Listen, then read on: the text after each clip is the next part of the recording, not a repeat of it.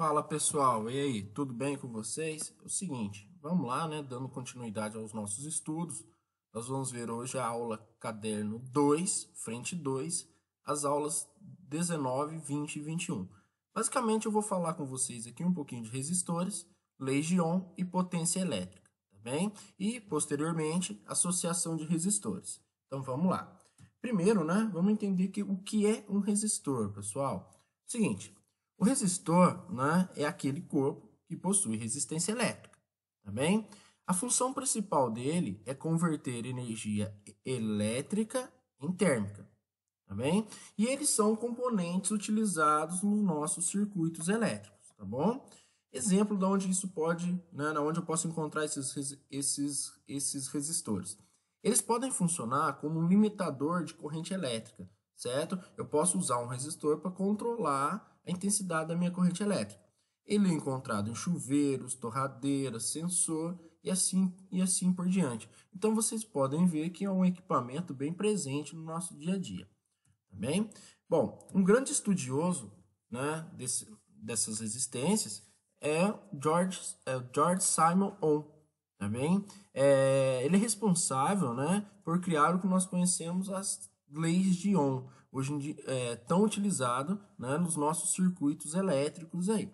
Bom, então o Ohm, né, ele elaborou duas leis, né, que nós vamos ver posteriormente ao nosso estudo. Mas antes disso, vamos estudar mais um pouquinho o que seria uma resistência elétrica, né? Ela é uma grandeza física, gente, que ela mede, né, a capacidade da passagem de corrente elétrica. Por quê? Se a resistência é muito alta, né, eu vou ter que gerar uma diferença de potencial maior para que ocorra, né, a corrente elétrica aí, beleza? Bom, essa resistência elétrica, né, ela é medida no sistema internacional por essa letrinha aqui, ó, ficou meio em cima aqui, né, mas é o ômega que nós vamos chamar de Ohm. Então, no nosso sistema internacional, nós vamos medir resistência elétrica utilizando o Ohm, beleza? Então, aqui vocês têm a imagem de um resistor, né? Nós podemos determinar, por exemplo, o valor dessa resistência utilizando esses anéis aqui, ó. Cada cor tem um significado, mas não é motivo do nosso estudo agora, né? Simbolizando esses resistores, né? Quais são os símbolos mais utilizados aí dentro de um circuito elétrico para resistor?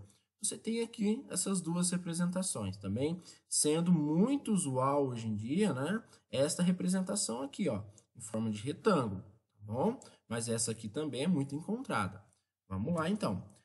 Como eu disse aí para vocês, né? Nós vamos agora ver as leis de Ohm. Basicamente são duas leis. A primeira lei, ela fala o seguinte para a gente, né? Ela estabelece uma proporção entre DDP e corrente. O que ela mostra para a gente? Uma certa DDP gera uma corrente elétrica, certo? Se a DDP aumenta, essa corrente elétrica aumenta na mesma proporção. E se ela diminui, né, se a DDP vai diminuir, a corrente elétrica também diminui na mesma proporção. Então é interessante você mostrar que a DDP e a corrente elétrica, né, são diretamente proporcionais. E isso, né, essa proporcionalidade gera uma constante. E essa constante vai ser a resistência elétrica. Então, é o seguinte, resistores que obedecem, né, à primeira lei de Ohm são ditos resistores ômicos. São aqueles resistores com resistência constante. Tá bom? Resistência elétrica constante. Já a segunda lei de Ohm, pessoal, ela trabalha com o cálculo de resistência elétrica em um fio condutor. O que ela fala para a gente?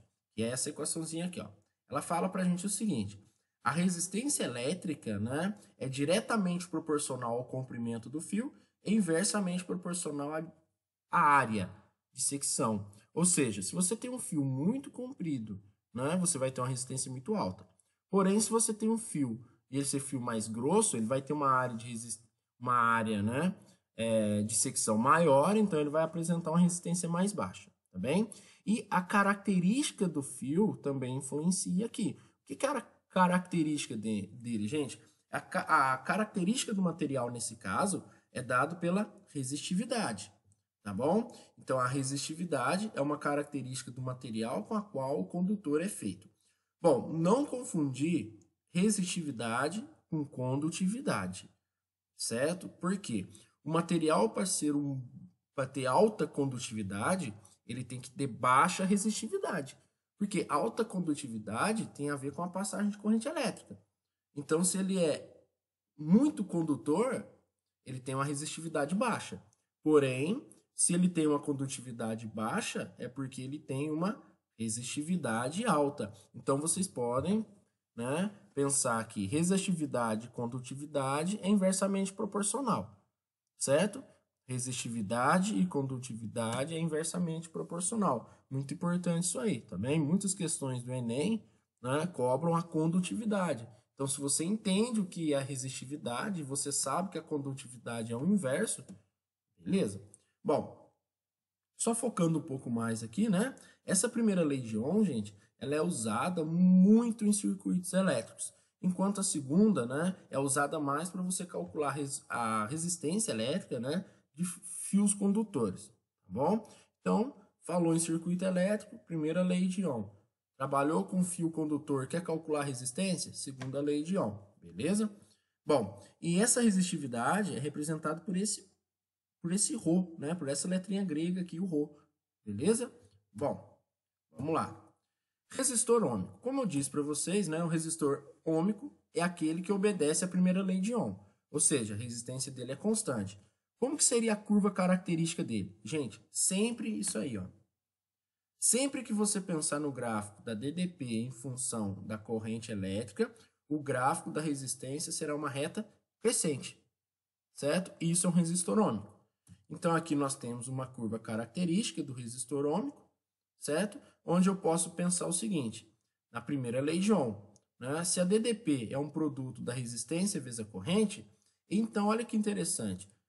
Se eu marcar o ângulo de inclinação dessa reta, né? A tangente desse ângulo vai ser igual à resistência. Por quê? A tangente, cateto oposto, certo? Pelo adjacente que está aqui. Então, a tangente é U sobre I, que é igual à resistência, certo? É interessante você colocar aqui que a tangente é numericamente igual à resistência elétrica, certo?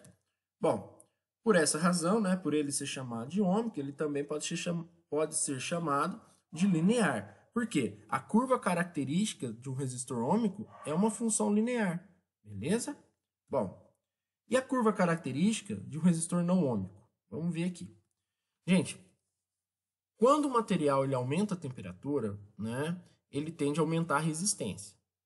Então, se essa resistência aumenta de maneira, né, de alguma maneira, por exemplo, um reostato que você consegue controlar, aumentar e diminuir essa resistência, esse resistor deixa de ser ôhmico. Até mesmo um resistor ôhmico, né, quando ele sofre grandes variações de temperatura, né, ele deixa até a resistência começa a mudar um pouquinho. E o gráfico toma esse formato.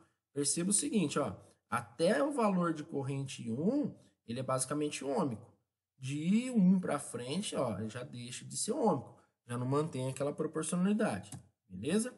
E nós temos as curvas características, né, dos resistores não ôhmicos, que são aqueles resistores que não mantêm a resistência elétrica constante, tá bom? Então, você teria, né, uma função onde você tem que a resistência é em função da temperatura, esse alfa P é um coeficiente de temperatura da resistividade. Também vai de material para material, correto? E o gráfico que você teria, né, teria esse formato aí, ó. Basicamente o primeiro gráfico um pouquinho modificado, tá bom? Então, voltando aí. Resistor ôhmico é aquele resistor que obedece à primeira lei de Ohm, ou seja, obedece à proporcionalidade DDP por corrente. O resistor não ôhmico é aquele resistor variável, beleza? Vamos lá. Aqui, gente, é uma das partes mais importantes, eu acho, da eletrodinâmica, né? Que é a parte de associação de resistores. Eu posso associar os resistores de duas maneiras. Eu posso ter em série ou em paralelo, né? E na hora que eu pego em série, em paralelo e monto um circuito com os dois ao mesmo tempo, eu tenho o que nós chamamos de associação mista, certinho?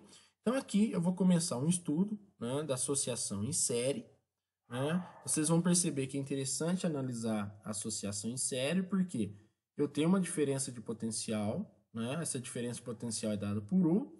E toda ligação em série, essa diferença de potencial ela é dividida entre os resistores que eu tenho aqui, né? Então, por exemplo, essa DDPU foi um pouquinho por R1, um pouquinho por R2 e um pouquinho por R3. E uma característica também da associação em série é que a corrente em todos os resistores são iguais. Então, você pode pensar em duas coisinhas aqui, ó. Em uma associação em série, né, a mesma corrente percorre todos os resistores. Segunda observação. A tensão elétrica, que é a DDP, é dividida entre os resistores. Isso aqui, gente, é fundamental para você entender a associação em série. Bom, antes de continuar, vamos fazer algumas observações aqui. Imagine que esse R1, R2 e R3 sejam lâmpadas, certo? Isso aqui seja lâmpada. O que acontece se você tirar qualquer uma delas? Gente, se você tira qualquer uma delas, seja a primeira, a segunda ou a terceira, você vai cortar a corrente do circuito, ou seja, todas as outras vão apagar. Então, olha que interessante, a ligação elétrica da sua casa não pode ser feita por uma ligação em série. Que você imagina, você está lá no quarto, queimou a lâmpada lá da garagem, vai cortar a corrente inteira da casa, correto? Então, a ligação da sua residência não pode ser em série. Outra observação interessante aqui. Quando você divide a DDP entre os resistores, né, se isso aqui for lâmpada, por exemplo, quanto mais lâmpadas ligadas em séries, menor vai ser o brilho, porque a DDP vai dividir, tá bom? Então, você vai ter um brilho menor. Agora, será que é possível eu fazer um estudo teórico desse circuito, considerando um resistor só? Sim. Esse resistor, pessoal, é chamado de resistor equivalente. Tá bem? O que é um resistor equivalente? O resistor equivalente é um resistor teórico, tá bem? Que ele representa todos os resistores do meu circuito. Então, eu consigo estudar todo o meu circuito considerando um resistor só, que é a resistência equivalente. Reduzir o meu circuito a um resistor só não significa que ele vai ter a mesma eficiência, certo? Então, é uma coisa totalmente diferente. Então, beleza, vamos pensar o seguinte, como calcular isso?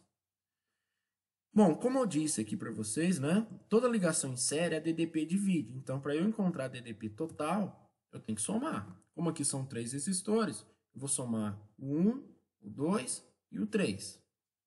Certo? Só que eu posso lembrar da primeira lei de Ohm. O que a primeira lei de Ohm fala? Que a DDP, né, que a diferença de potencial é igual a um produto da resistência pela corrente. Então, eu vou substituir aqui, ó. Ah, professor, mas tudo I? É tudo I. Lembra da característica da ligação em série. A corrente é a mesma para todos os resistores. Tá bem? Se eu colocar a corrente em evidência, né? Olha o que dá para fazer, pessoal. Dá para simplificar, ó. Corrente elétrica com corrente elétrica. Então, eu chego numa expressãozinha que mostra que a resistência equivalente, quando a ligação em série, é a soma das resistências. Ah, então eu posso pensar o seguinte. Para casos gerais, quando você tem associação em série de resistores, né, a resistência equivalente é a soma de todas as resistências? Perfeito. Então, a resistência equivalente sempre vai ser a soma dos resistores. No meu caso, R1, R2, R3, mas isso pode ir até o enésimo termo. E isso aqui, gente, aparece uma coisinha bacana aqui, né? Imagine que você tem uma associação onde todos os resistores têm a mesma resistência elétrica. Então, você pode fazer o seguinte, você pode calcular a resistência equivalente sendo N vezes R. O que é o N? O N seria o número de resistores ligados em série, correto? Mas isso aqui somente se eles tiverem o mesmo valor. Tá bom, gente? Então, né, essa foi a associação em série. Qual que é o outro tipo de associação? O outro tipo de associação, pessoal, é associação em paralelo. Ou seja, os resistores, ao invés de ser um na frente do outro, é um do lado do outro, tá bem? E ele vai ter as seguintes características, ó. Quando a ligação é em paralelo, né, a DDP, a diferença de potencial, é a mesma para todos os resistores, diferentemente da ligação em série. Lembra que dividia? Bom, o que vai dividir aqui é a corrente elétrica. Então, na associação em paralelo, a DDP é a mesma e a corrente divide. Na associação em série, a DDP divide e quem é igual é a corrente, beleza? Bom, da mesma maneira da qual nós fizemos na associação em série, né? A associação em paralelo permite você encontrar, né, uma resistência equivalente, que é você pegar todos os resistores e considerar um só no seu circuito. Então vamos lá, vamos ver como calcular isso. Né? Opa! Então, vou colocar aqui inteiro, né? E a gente vai analisando aí. É o seguinte. Isso aqui, pessoal, é uma ligação em paralelo. R1 em paralelo com R2, paralelo com R3. A corrente I, né? Ela chega nessa ramificação, nesse nó, ela divide em 3. Então, vai um pedacinho da corrente aqui, que eu chamei de I1, I2 e 3. Então, o que a gente pode pensar? Que a corrente total, que é o I que está chegando, é a soma das resistências. Melhor, é a soma das correntes elétricas.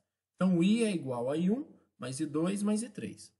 Se eu lembrar da primeira lei de Ohm, né, eu posso falar que a corrente elétrica é a DDP pela resistência. Então quem é, né? Quem é a minha corrente total? É a minha DDP pela minha resistência equivalente. Quem é o meu I1? É a minha DDP por R1, o I2, DDP por R2 e 3, DDP por R3, certo? Se eu colocar o U em evidência, né, desse lado aqui, porque eu sei que ela é igual para todos, eu posso simplificar e achar que a resistência equivalente é 1 sobre R1 mais 1 sobre R2 mais 1 sobre R3. Então aqui, pessoal, eu pensei para 3 resistores. E se eu tiver mais de 3? Você vai continuar somando, tá bom? Uma coisa interessante você pensar aqui é que quando você faz uma ligação em série, a resistência tende a dar muito alta. Quando você faz uma ligação em paralelo, a resistência tende a dar mais baixa. Correto? Bom, no caso da associação em paralelo, né, eu tenho um caso particular muito usado, que é esse aqui, ó. Quando eu tenho 2 resistores ligados em paralelo, só que só é válido para 2, tá bem? Então, imagina o seguinte, quando eu for encontrar a resistência equivalente aqui, né, eu já sei a formulinha, né, eu vou fazer a soma dos inversos, ó. Só que eu vou considerar só 1 sobre R1 mais 1 sobre R2. Se eu for somar isso aqui, pessoal, eu tenho que achar o mínimo. O mínimo é R1 e R2. Tá aqui. Se eu pegar R1 vezes R2 dividir por R1, dá R2. Se eu pegar R1 vezes R2 dividir por R2, dá R1. Se eu inverter o lado esquerdo, né, invertendo o lado direito, não altera nada. Então, eu posso falar que quando eu tenho 2 resistores ligados em paralelo, a resistência equivalente ao produto das resistências pela soma. Só que só é válido para 2 resistores em paralelo.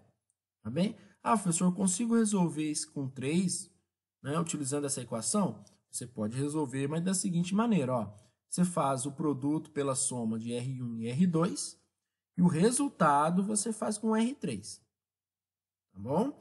Mas caso contrário, você não pode usar mais do que 2 resistores para trabalhar com produto e soma. Bom, e fazendo analogia à ligação em série, né?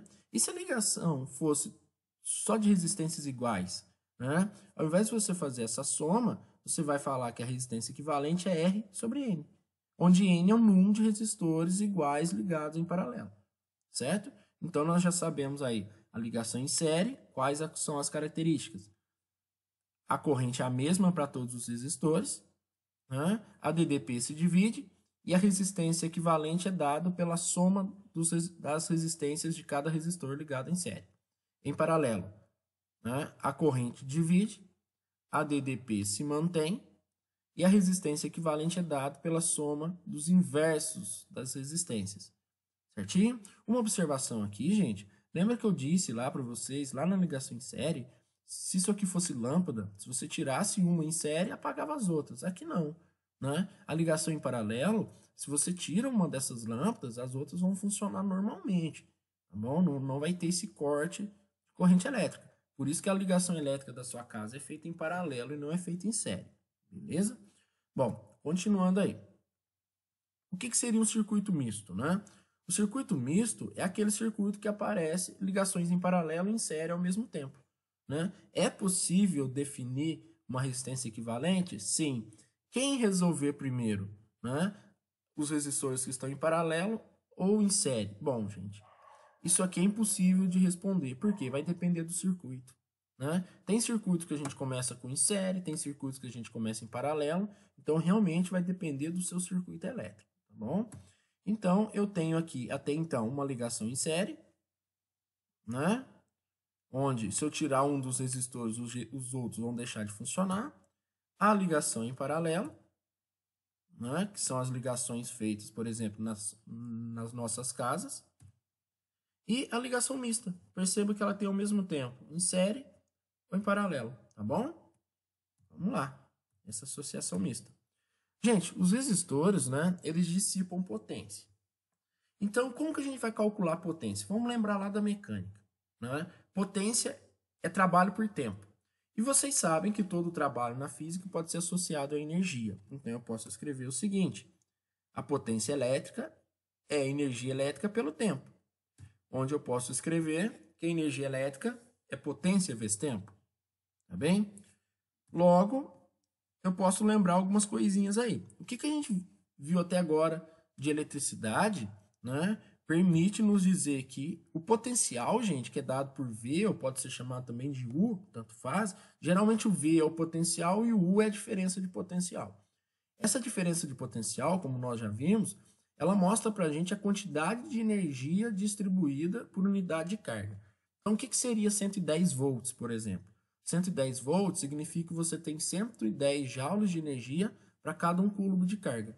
Ah, então 220 volts seria 220 joules para cada coulomb? Correto. Então, se eu lembrar dessa expressãozinha, né, que o potencial é a energia pela quantidade de carga, eu posso escrever a energia elétrica como sendo a carga vezes o potencial. E olha que interessante, ó, energia elétrica na equação superior, equação de energia elétrica aqui embaixo. Então, o que eu vou fazer? Eu vou juntar as duas, né? Então, eu posso escrever que a potência nada mais é do que a carga vezes o potencial dividido pelo tempo. Só, pessoal, que na hora que você faz a divisão de carga por tempo, isso aqui é uma grandeza que nós conhecemos como corrente elétrica, né? Então, aqui nós chegamos numa equaçãozinha, né? Numa expressão para você determinar a potência elétrica, muito usado, que é o PIV. Quando você usa o U aqui, né? A gente fala que isso aqui é o pio, tá bem? Então, a potência é igual a corrente vezes o potencial. Porém, é o seguinte, eu aprendi a calcular o potencial através da primeira lei de Ohm, né? A primeira lei de Ohm da gente fala que a DDP é diretamente proporcional à corrente. Beleza, então.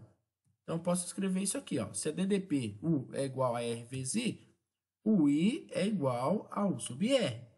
E vocês vão perceber que na formulinha da potência aparecem os dois. Então, eu posso escrever o seguinte. Se a potência é a corrente vezes a DDP, eu posso escrever, então, né, que se eu substituir o I por U sobre R, isso aqui seria um U, isso aqui seria um U vezes U ao quadrado. Então, eu tenho que a potência U ao quadrado sobre R. Se eu substituir, no lugar do V, R vezes I, eu vou encontrar que a potência é R vezes I ao quadrado. Então, vocês percebem que as fórmulas de potência são inúmeras. Qual usar? Depende dos dados que você tem em mãos. A questão é, independente da fórmula que você usar, o resultado é o mesmo, tá bem? A gente facilita, usa sempre para isso, tal, mas vai depender do exercício que você tem em mãos, tá bom, gente? Então, isso aqui foi um pouquinho, né, das nossas associações. Muito importante a associação de resistores, né? Lembrar de como ela é calculada, né? E é isso aí por hoje, gente. Valeu, até a próxima.